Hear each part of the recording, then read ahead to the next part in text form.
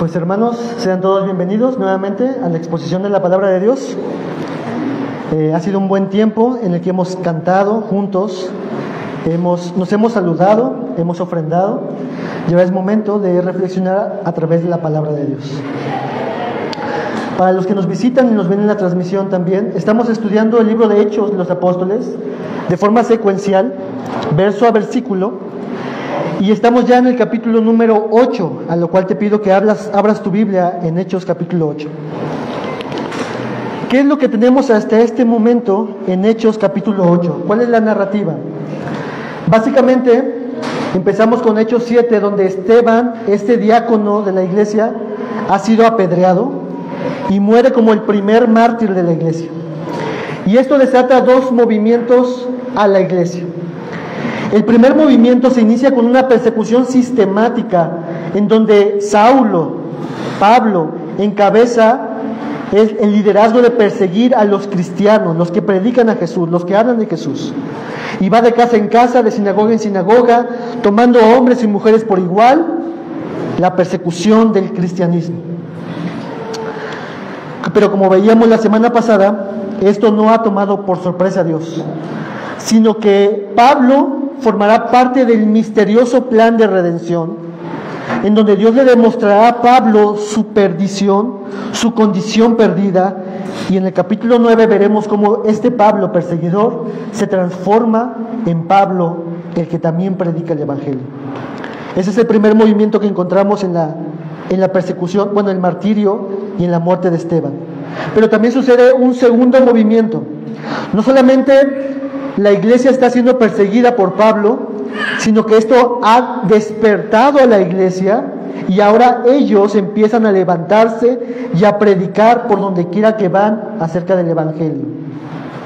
Acompáñame a ver Hechos capítulo 8, versículo 4 al 8. Tertuliano, un padre de la iglesia, alguna vez dijo que la sangre de los mártires es la semilla de la iglesia. Y miren cómo inicia esta primera parte de Hechos 4 al 8. Así que los que habían sido esparcidos iban predicando la palabra. Felipe, descendiendo de la ciudad de Samaria, les predicaba a Cristo. Y las multitudes unánimes prestaban atención a lo que Felipe decía, al oír y ver las señales que hacía. Porque de muchos que tenían espíritus inmundos, estos salían de ellos gritando a gran voz, y muchos que habían sido paralíticos y cojos eran sanados, y había gran regocijo en aquella ciudad. Versículo 9 al 13. Hacía tiempo que cierto hombre llamado Simón estaba ejerciendo la magia en la ciudad, y asombrando a la gente de Samaria, pretendiendo ser un gran personaje, y todos, desde el menor hasta el mayor, le prestaban atención y decían: este es el que se llama el gran poder de Dios. Le prestaban atención porque por mucho tiempo los había asombrado con sus artes mágicas. Pero cuando creyeron a Felipe, que anunciaba las buenas nuevas del reino de Dios y el nombre de Cristo Jesús, se bautizaban tanto hombres como mujeres. Y aún Simón mismo creyó. Y después de bautizarse, continuó con Felipe y estaba atónito al ver las señales y los grandes milagros que se hacían. Este es el pasaje que vamos a mirar el día de hoy. Así que le voy a pedir a mi hermano Carlos Rojas que nos dirija en una oración delante de Dios y que le pida por mi vida para que sea un momento de edificación. Bendito Dios y Padre nuestro, queremos honrarte y glorificar tu nombre en esta hora, Padre. Suplicándote, Señor, que acudas a nuestro llamado, a nuestro corazón, de poder aprender cada vez más de ti, pero sobre todo de poner en práctica todo lo que hemos aprendido, Señor. En esta hora, de manera especial, Señor, queremos poner en tus manos la vida de nuestro hermano Irra González, Señor, para que tú le cuides, le ayudes y que sus palabras sean sazonadas con sal, que toda la palabra tuya que será expresada por él hacia nosotros, Señor, pueda rendir el fruto que tú quieres. Así es que ponemos en tus manos a nuestro pastor, guárdale, Señor, y bendícele en el nombre de Jesús. Amén. Amén. Gracias, hermano. Muy bien. En Hechos capítulo 1, versículo 8, como ya lo sabemos y nos hemos aprendido, es Jesús mismo quien nos dice qué es lo que deberían hacer los discípulos después de recibir el poder del Espíritu Santo. Hechos 1:8 dice: pero recibirán poder cuando venga el Espíritu Santo sobre ustedes, y serán mis testigos en Jerusalén, en Judea, en Samaria y hasta los confines de la tierra. Jesús les dio instrucciones específicas de qué hacer desde el momento que recibían el Espíritu Santo. Y lo que vemos en el capítulo 2 hasta el capítulo 6 es a los discípulos dando testimonio en Jerusalén acerca del mensaje del Evangelio, del reino de Dios, de Jesucristo. Pero se pareciera como que ellos se quedaron estancados, y Dios utiliza la persecución en manos de Saulo para despertar a la iglesia, para que se cumpla aquello que Jesús había esperado que ellos hicieran. Hermanos, esto nos recuerda siempre que el plan de Dios nunca puede ser frustrado. Todo lo que Dios se ha propuesto hacer, lo hará. El ejemplo de esto lo tenemos con Jonás, ¿se acuerdan? Cuando Dios le dice a Jonás: Jonás, ve y predica a Nínive. Y Jonás dice: no voy a hacerte caso, y se va a otra dirección, y Dios lo que le dice a Jonás es prácticamente: nos vemos allá en Nínive, Jonás. Ya dije que eso va a suceder, y eso sucederá. Dios se vale de cualquier medio para hacer cumplir su voluntad, y eso es algo que debemos siempre considerar, hermanos, como esperanzador, como de aliento, saber que Dios es perfectamente soberano y que Él siempre gana. De la misma forma, lo que acabamos de leer en Hechos capítulo 8, lo vamos a ver bajo el paraguas de este tema, de este título: el misterioso plan de redención. Felipe, el evangelista. La semana pasada veíamos este mismo encabezado, pero diciendo de Saulo el perseguidor, o Pablo el perseguidor. Pero ahora vamos a mirar a Felipe el evangelista. Y vamos a ver cómo continúa y se desarrolla este plan misterioso, donde Dios va a ocupar la persecución para despertar a su iglesia para su plan redentor. Y es Felipe, en alguna medida, el protagonista, el que Dios ocupará para esta labor de predicar el Evangelio. Empecemos primeramente tengo tres encabezados, voy a empezar con el primero. Veamos, en primer lugar, el mensaje que está siendo proclamado. Punto 1, el mensaje proclamado. Miren lo que dice el versículo 4 del capítulo 8 que ya hemos dado lectura. Así que los que habían sido esparcidos iban predicando la palabra. En el momento de ser perseguidos, en el momento de que se desata la persecución, los creyentes judíos de Jerusalén, cristianos, iban predicando por todas partes la palabra. El texto en Hechos 11:19 nos dice la disposición de estos discípulos al predicar, porque en Hechos 11:19 dice que llegaron hasta Fenicia, Chipre, Antioquía, no hablando a nadie, sino solamente los judíos. ¿Qué predicaban estas personas? La palabra. Textualmente lo que dice el texto en el griego, la implicación en el griego es predicando la buena noticia de la palabra. Y esto, como hemos visto, ya es algo habitual para los apóstoles. Constantemente ellos tomaban cualquier ocasión, ¿para qué? Predicar la palabra. Y entonces la historia se centra de manera particular, a manera de ejemplo, en la vida de este diácono que nosotros conocemos, llamado Felipe. Miren lo que dice el versículo 5 de Hechos 8. Felipe, descendiendo de la ciudad de Samaria, ¿qué hacía? Les predicaba a Cristo. Uno de los 7 diáconos de Hechos capítulo 6. Al igual que Esteban, incluso pudiéramos pensar que eran amigos o conocidos, personas allegadas. Supongamos por un momento que eran amigos, Felipe y Esteban. Obviamente Felipe sabe de la muerte de Esteban, sabe de lo que ha pasado con Esteban, su amigo, pero ¿qué está haciendo ahora en Samaria, hermanos? Les predicaba a Cristo. Oye, Felipe, ¿no recuerdas hace unos momentos que tu amigo Esteban ha sido muerto a causa de predicar a Cristo? ¿Cómo es que tú sigues predicando a Cristo? ¿No tienes cuidado de ti mismo? ¿No sabes que esto mismo te puede acontecer? Quizá alguno podría decir, ¿no sabes que si Esteban murió por predicar el Evangelio, tú también puedes morir por predicar el Evangelio? Pero Felipe tenía la misma seguridad que la tuvo el ladrón en la cruz cuando Jesús le dijo, hoy estarás conmigo en el paraíso. Felipe sabía que Esteban, ¿dónde estaba? Con el Señor. Felipe tenía la seguridad, la confianza de que su buen amigo Esteban estaba disfrutando de la presencia del Señor, pero que ahora él tenía la encomienda, el llamado, la urgencia, la necesidad de predicar el mismo evangelio que predicó su amigo Esteban. Miren lo que continúa diciendo en el versículo 12, Hechos 8:12. ¿Ahí me puedes ayudar, Marianita? Creo que no reacciona. Muy bien, gracias, Marianita.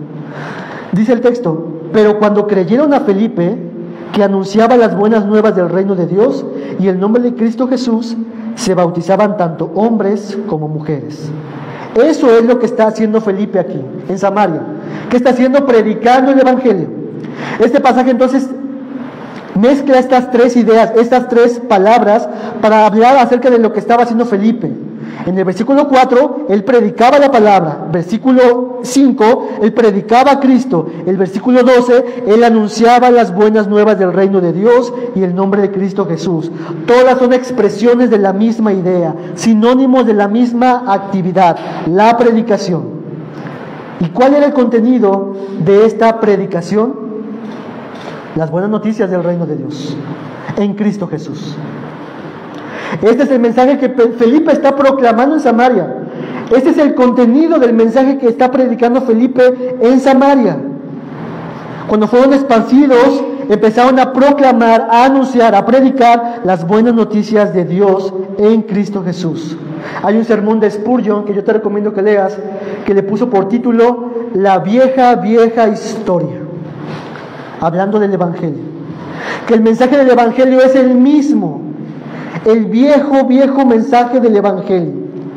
No hay mejor tema para el alma perdida que las viejas palabras del Evangelio. No hay mejor tema para el alma cansada que las viejas palabras del Evangelio. No hay mayor consuelo para los atribulados que las viejas palabras del Evangelio. No hay mensaje tan digno de escuchar, tan valioso de prestar atención, tan necesario para la vida, tan supremamente hermoso y redentor que las viejas palabras del Evangelio. ¿Conoces estas palabras del Evangelio? ¿Ya conoces esta vieja historia? Hoy en nuestros días, hermanos, como en aquel día entonces con Felipe, él predicaba este mensaje del Evangelio. Pero en nuestro tiempo hay iglesias, hermanos, hay sectores de iglesias donde ya no les es suficiente el mensaje del Evangelio. A mí dime cómo poder ser un buen emprendedor. A mí dime 10 tips para ser un buen líder. A mí dime cómo mejorar las finanzas. A mí háblame de los acontecimientos futuros. A mí háblame de lo que está de moda. Porque yo ya conozco esa vieja historia. Hermanos, no nos cansemos de recordarnos, de hablar las palabras de Cristo, de su Evangelio. Felipe ha entrado en Samaria.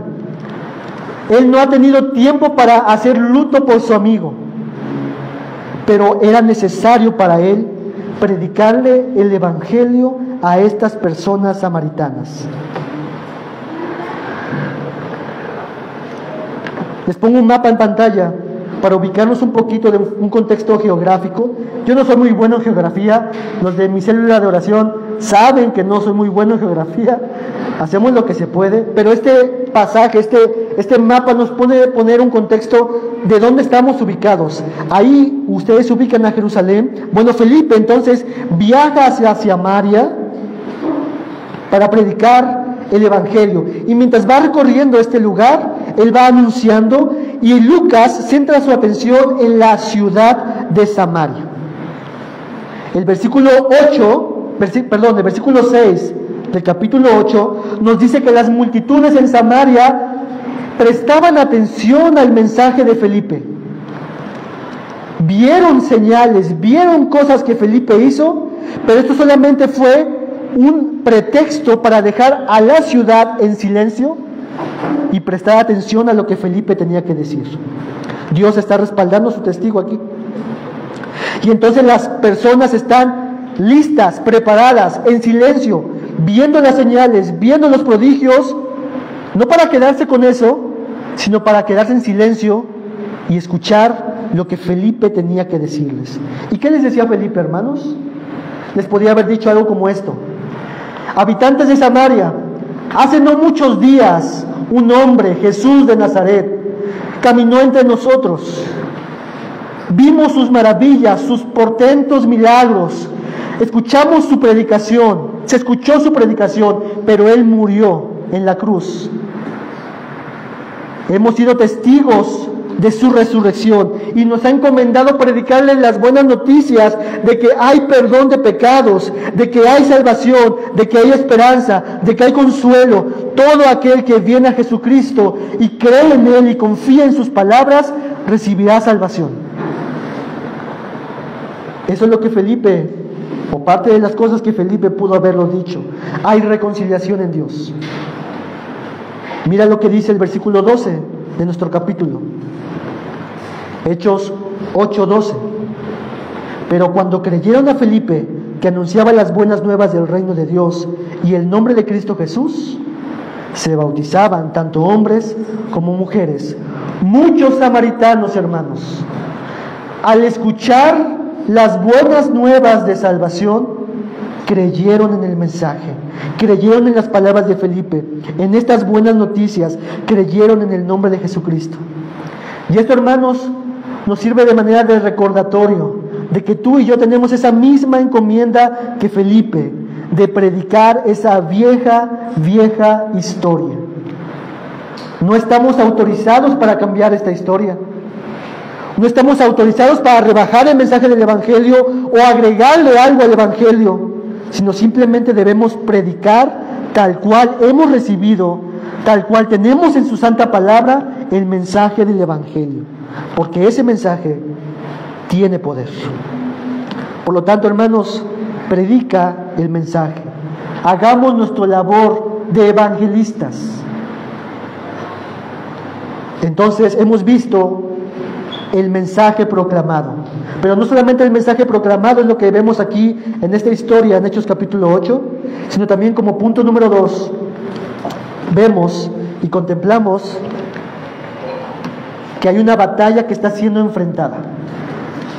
El mensaje proclamado, la batalla enfrentada.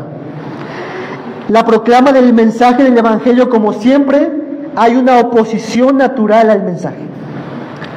Ya hemos visto a través de Hechos cómo el mensaje del Evangelio recibe cierta oposición y llegó hasta el punto de la muerte de Esteban.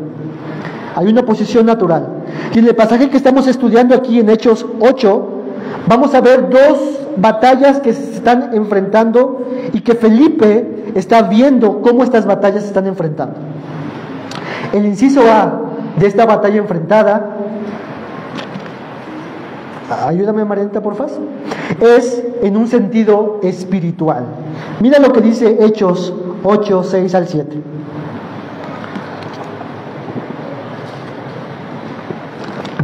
Y las multitudes unánimes prestaban atención a lo que Felipe decía al oír y ver las señales que hacía. Porque de muchos que tenían espíritus inmundos, estos salían de ellos gritando a gran voz, y muchos que habían sido paralíticos y cojos eran sanados. Una batalla espiritual. ¿Lo notan ahí en el pasaje? Esto es lo mismo que enfrentó Jesús en su ministerio. Vemos en muchas ocasiones donde Jesús enfrenta el reino de las tinieblas, personas poseídas por demonios. Lo encontramos, por ejemplo, en Lucas 8, donde Jesús entra en la ciudad de Gadara, en donde había un endemoniado poseído por Satanás, por los demonios. Le llamaba legión los demonios, porque eran muchos demonios que estos hacían y sometían a este hombre a diversos padecimientos. El reino de las tinieblas gobernando, poseyendo a este hombre. Y ustedes saben la historia, qué pasó con este hombre, ¿verdad? Jesús lo liberó. Había una batalla en contra de Jesús. Y Jesús demuestra que el reino de los cielos ha llegado. Porque Jesús va a decir más adelante en Lucas, me parece que el capítulo 11, que si yo por el dedo de Dios echo fuera a los demonios, entonces el reino de los cielos ha llegado. El poder del reino de Dios ha llegado para destruir las fortalezas de las tinieblas. Y la evidencia externa en el ministerio de Jesús y en el ministerio de Felipe es que muchos que habían sido poseídos por espíritus inmundos estaban saliendo gritando a grandes voces. Hay una batalla que está enfrentándose aquí Felipe, y se está demostrando que en lo espiritual, en el reino de las tinieblas, en esta gente que era poseída por los espíritus inmundos, eran derrotadas por la proclama del Evangelio de Dios. Dios está atacando las fuerzas de Satanás. Satanás se jactaba de tener al reino del mundo en sus manos, pero Dios está demostrando que el mensaje de Dios libera a los cautivos de las prisiones demoníacas. Y solo Dios es quien puede hacer esta libertad. Pero no solamente esta batalla está siendo enfrentada, hermanos, sino, inciso B, también vemos que hay mentiras que están siendo atacadas, que están atacando el Evangelio. Hay otra batalla que está enfrentando Felipe al anunciar el Evangelio, y es la mentira. Es un mundo de mentira de la gente que creía muchas cosas acerca de muchas cosas, pero que estaban alejados de toda verdad. Miren lo que dice Hechos 8 del 9 al 12. Voy a leerlo para ustedes. Hacía tiempo que cierto hombre llamado Simón estaba ejerciendo la magia en la ciudad, asombrando a la gente de Samaria, pretendiendo ser un gran personaje, y todos, desde el menor hasta el mayor, le prestaban atención y decían: este es el que se llama el gran poder de Dios. Le prestaban atención porque por mucho tiempo los había asombrado con sus artes mágicas. Pero cuando creyeron a Felipe, que anunciaba las buenas nuevas del reino de Dios y el nombre de Cristo Jesús, se bautizaban tanto hombres como mujeres. Había un hombre llamado Simón el mago, que era considerado por los habitantes de Samaria como el gran poder de Dios. ¿Qué pensaban los habitantes de Samaria de él? Que él era un representante o incluso la misma representación y manifestación de Dios en la tierra, el gran poder de Dios. Lucas lo presenta como un hombre que practicaba artes mágicas. Esto lo que incluye es una persona que practicaba diversas clases de brujería, de hechicería, incluso charlatanería. Esta persona, a través de todas estas cosas que practicaba, lograba engañar a muchos habitantes de Samaria. Muchos. El texto nos dice que desde el menor hasta el mayor le creían, le prestaban atención. Simón el mago tenía muchos admiradores, hermanos. Los samaritanos confesaban su fe en él. Decían: este hombre es Dios en la tierra, el poder de Dios. Posiblemente el mismo Simón se creía el mismo representante. Él mismo incluso se autoproclamó el poder de Dios. La influencia de Simón era muy grande. El número de sus seguidores era inmenso, y por largo tiempo, como dice el pasaje, la gente estaba cautiva a la mentira. La gente estaba presa a la mentira de este hombre. Pero cuando llegó Felipe, hermanos, ¿qué pasó? La mentira fue destruida. Aparece Felipe predicando las buenas nuevas. Aparece Felipe haciendo milagros que eran más grandes, más poderosos. Aparece Felipe tomando como pretexto esto para predicarles a ellos la verdad que necesitaban saber y conocer, pues ellos vivían bajo la sumisión a la mentira del demonio. Las mentiras habían llegado a su fin. La verdad del poder del único Dios y del mensaje de Dios tuvo cabida en las mentes y corazones de las personas, y por fin, como si fuera un momento de iluminación maravilloso, después de ser cautivados por las artes mágicas de Simón, entraron en razón y dijeron: el hombre que vine a predicar, este hombre Felipe, él es Dios, él es Señor, él es el Salvador. Las mentiras habían llegado a su fin.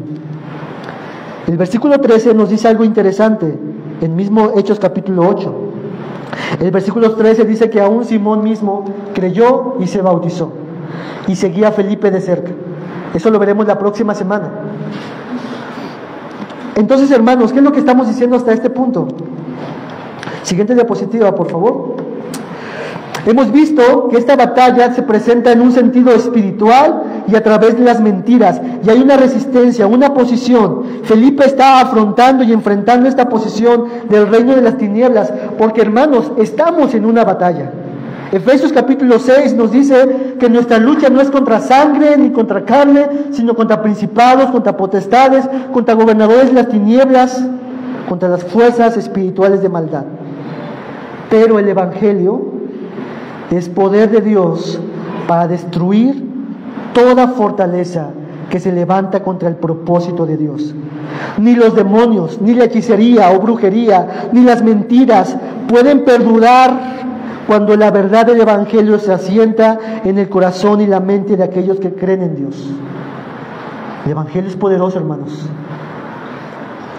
La mentira, cuando es abrazada, es imposible que una persona de forma natural pueda reconocer qué es la verdad y qué es la mentira.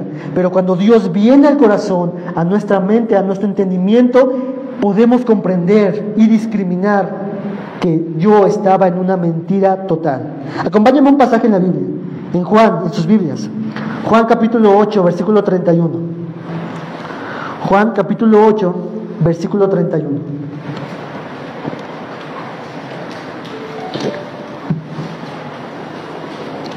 El Evangelio de Juan, capítulo 8, versículo 31. Y vamos a leer ahí unos pasajes. ¿Lo tenemos, hermanos? ¿Sí? Muy bien, dice el texto. Les leo.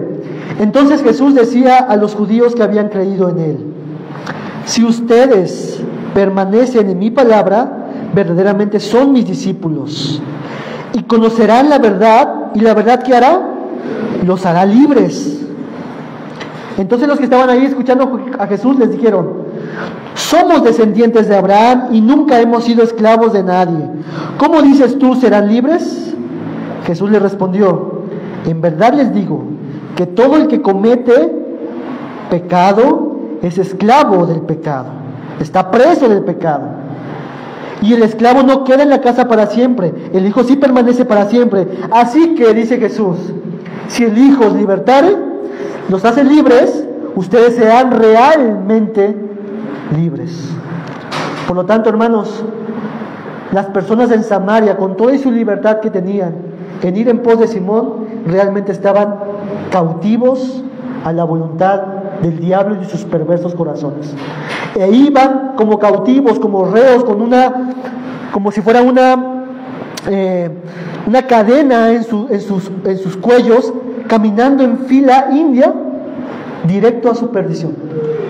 Pero cuando llegó el mensaje del Evangelio, Dios destruyó las potestades del diablo, Dios destruyó las fortalezas de mentira que Simón había hecho, y fueron verdaderamente libres. Y esto nos lleva a nuestro último encabezado de nuestra enseñanza. Siguiente diapositiva. Hemos visto el mensaje proclamado, la batalla enfrentada, y el encabezado número 3 es el resultado esperado. El resultado de esta obra de Felipe en Samaria, que Dios está ocupando a Felipe en Samaria, fue un avivamiento. ¿Qué es un avivamiento?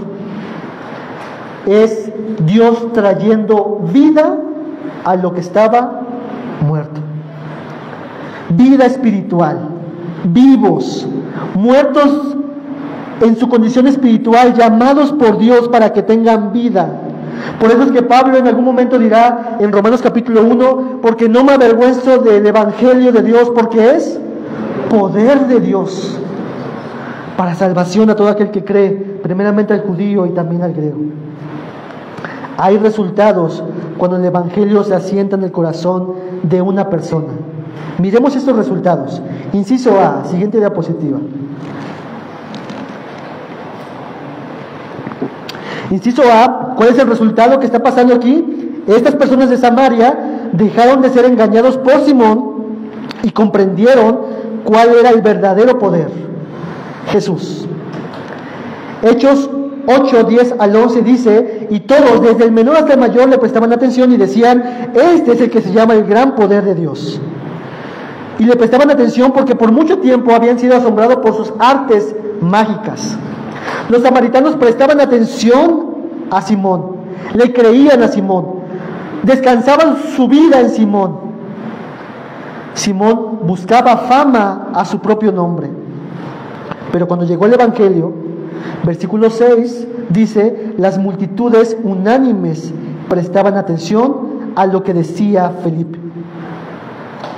Por lo tanto, el primer resultado que vemos aquí del ministerio de Felipe es que ahora muchos habían prestado atención, habían dejado las mentiras que habían abrazado de Simón, y ahora, a través de ver los milagros, el poder de Dios, las señales, los exorcismos, ellos se quedaron en silencio y pudieron escuchar por primera vez la verdad que les daba verdadera libertad. Fueron librados del error, del engaño. Ese es el inciso A. Inciso B, hermanos, de este resultado. Siguiente diapositiva, ahí está. Inciso B, el resultado terminó en que muchos de ellos creyeron verdaderamente en Jesús, renunciando a su vida pasada y confiándola a Jesús. ¿Cuál era la vida pasada de los samaritanos en cuanto a la historia? Es que ellos habían confiado en Simón el mago y ahora estaban confiando ¿en quién? En Jesús. Dice el texto, Hechos 8, 11 al 12. Le prestaban atención porque por mucho tiempo los había asombrado con artes mágicas, pero cuando creyeron a Felipe, que anunciaba las buenas nuevas del reino de Dios y del nombre de Cristo Jesús, ¿qué hacían? Se bautizaban, tanto hombres como mujeres. Muchos creyeron a las palabras del Evangelio. Pero como veremos la siguiente semana, hay creyentes que no realmente han creído el mensaje. Quiero entonces comentar un poquito acerca de los ingredientes de una fe verdadera, a manera de paréntesis. Siguiente diapositiva. Estas palabras provienen del latín y fueron bosquejadas, sistematizadas en el tiempo de la Reforma. Y ellos ponen 3 ingredientes de una fe verdadera. ¿Lo ven ahí en pantalla? El primer ingrediente es la notitia, palabra en latín que significa noticia. ¿Qué significa esto? La notitia es la información, el compendio de verdades informativas que están llegando al oído y a la mente de la persona.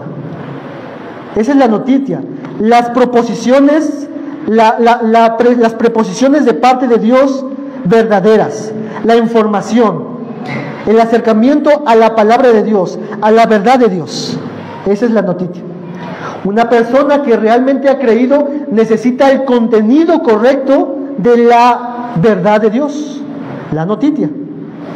El segundo ingrediente de la fe verdadera es el assensus, palabra en latín que significa un asentimiento. No solamente es conocer la verdad, sino procede a un segundo nivel en donde esta persona que escucha la verdad asiente en su corazón y en su mente que eso es verdadero. Empieza él a decir, esto es verdad, esto es la verdad. Esto que he escuchado ya no solamente es una información sin sentido, sino que he sido convencido, persuadido a que eso es verdad. Y hasta ahí, hermanos, como le he comentado en algunas otras personas, esta clase de fe, donde solamente tiene la noticia y el ascensus, es la misma que profesan muchas personas. Se quedan hasta este punto. Escuchan el mensaje del Evangelio, escuchan la verdad de Dios, y pueden incluso llegar a decir, esto es la verdad, esto es verdadero, lo que dicen es verdadero, pero eso no significa que sea una fe verdadera. Porque, hermanos, les pregunto, ¿los demonios tienen el conocimiento de la verdad de Dios?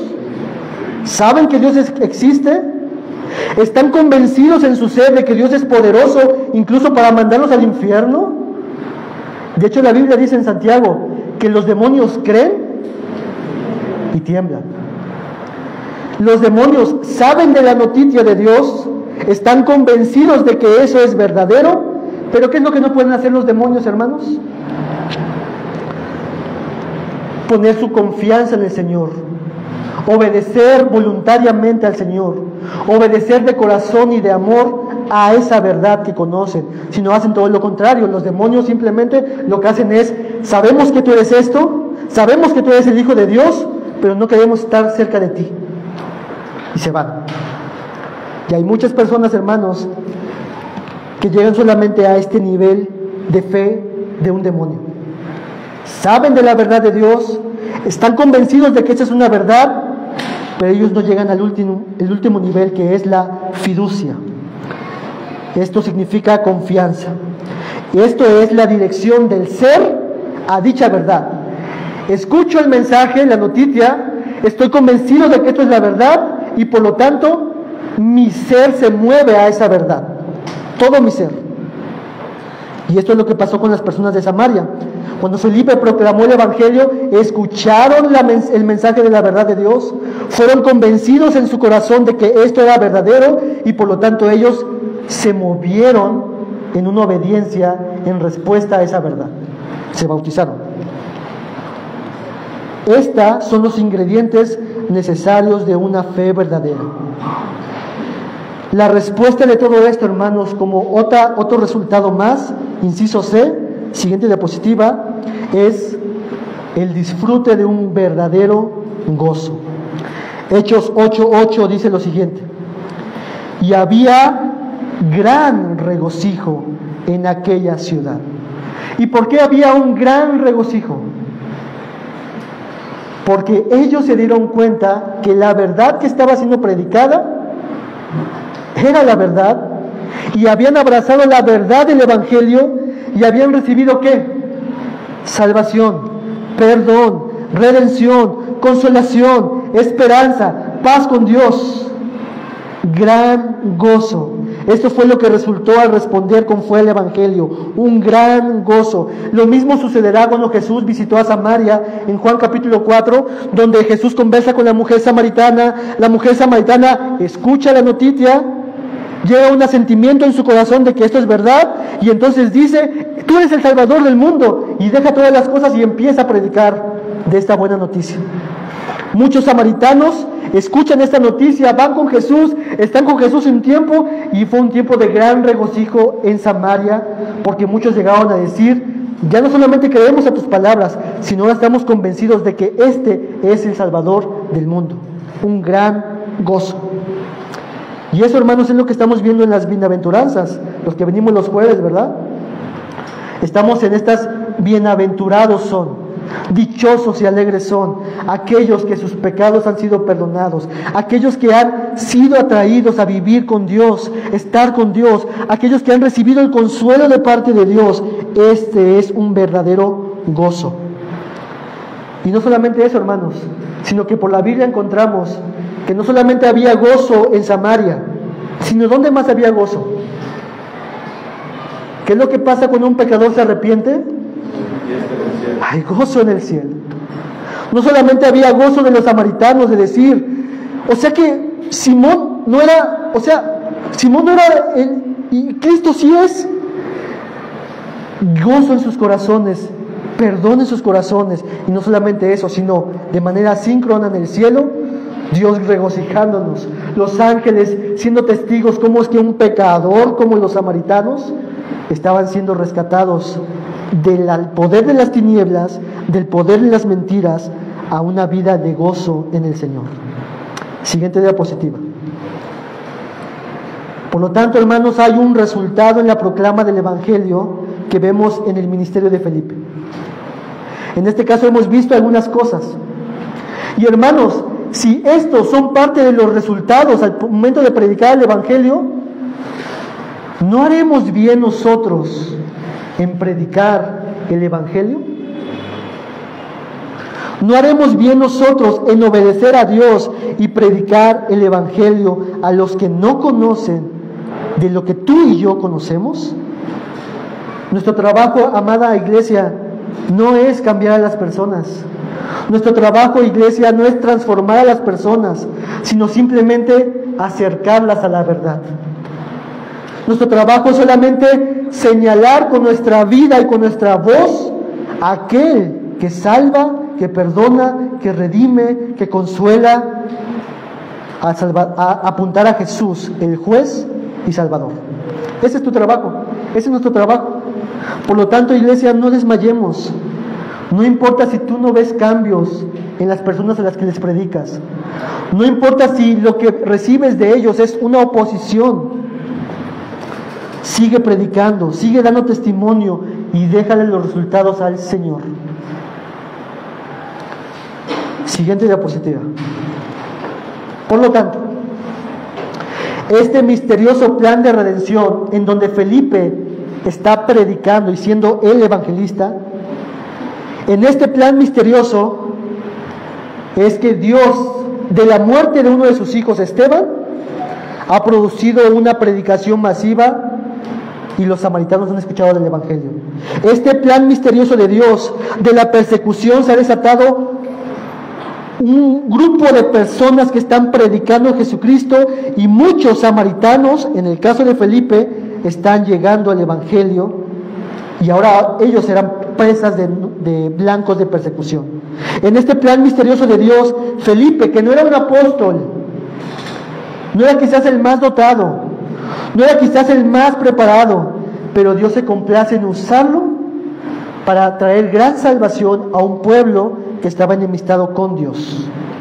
Entonces, hermanos, si Dios es por nosotros, proclamemos con valor el mensaje del Evangelio. Si Dios es por ti, por mí, peleemos la buena batalla de la fe. Si Dios es por ti y por mí, estemos expectantes al resultado que Dios hará con lo que tú estás haciendo. Este es, hermanos, parte del misterioso plan de redención. Felipe siendo el evangelista. Acompáñame a terminar con una pequeña oración, hermanos. Señor, Dios de la historia, Dios de la creación, Dios nuestro, delante de tu palabra estamos, Señor, y no permitas que esto sea echado en saco roto, Señor, sino haz despertarnos a nosotros, tu pueblo, para poder predicar, Señor, sin cesar, sin cansancio, las vieja historia del Evangelio, porque esta es el poder de Dios para salvación. Y al mismo tiempo, Señor, ayúdanos siempre a recordar esta vieja historia del Evangelio a nuestros corazones, de saber que nosotros íbamos camino y rumbo a nuestra propia condenación, pero que tú has tenido bien salvarnos, Señor, a muchos de los que estamos aquí. Y que tú estás dispuesto, Señor, y ávido en salvar a toda persona que viene a ti en arrepentimiento y fe. Ayúdanos a poder disfrutar, deleitarnos, Señor, en la dicha de saber que nuestros pecados han sido perdonados y que tú eres ahora nuestro Dios, nuestro Padre, nuestro Salvador, nuestro Señor.